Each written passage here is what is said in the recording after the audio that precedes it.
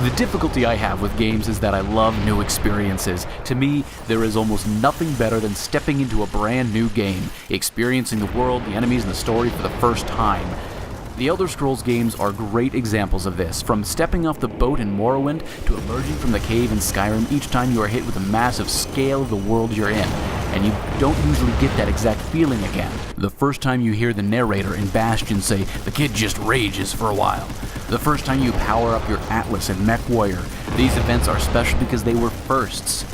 You never get to feel that way again in that game. You can come close, but you won't ever get it again completely.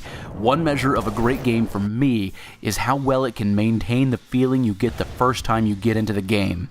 For me, that transformed into this weird gaming ADD. When I was younger, I hopped from game to game without completing them. I missed out on some great stories and gameplay.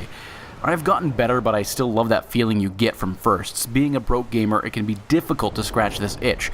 One way I have found to do this is by beta testing games. What you're watching right now is footage from the beta test of a game called Strike Vector. It should be released soon, actually. Strike Vector has done a really good job for me of maintaining that first feeling it gave me. It was overwhelming. The controls seemed easy, but mastery of them was always just tantalizingly out of reach. I felt great when I figured out how not to crash. My first kill was awesome, my first kill streak was amazing, and it still feels awesome each time. Each time you enter a game or start a game, there can be a lot of information coming at you, and it can still feel very overwhelming. My point is that beta tests give gamers a great chance to experience something new, usually for free. You can get that great new feeling, that first experience for free. If you can get into a real beta test, it will be free most of the time. It takes time to get into beta tests. You need to keep an eye on what games are coming out and spend the time to go through the developer's application process. Sometimes it is a simple email, other times it requires a test of your system and a questionnaire. They are very worth it though. I used to run another channel that focused on games in beta. I had a lot of fun giving sneak peeks into these games.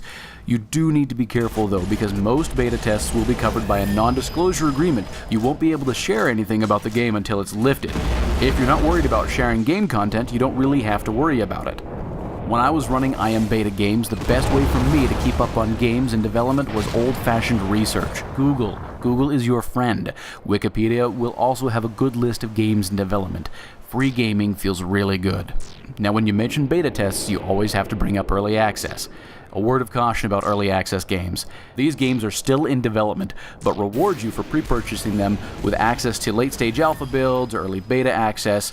Oftentimes, developers are actually doing some testing, but I don't really consider these true beta tests because the focus of them is to generate revenue. You can get access to some great games for very cheap buying early access, but you need to be aware of what you are buying. It is not a complete game and may not go in a direction you like. Check out my blog to read more about my thoughts on early access. Remember, just because you're broke doesn't mean you can't game.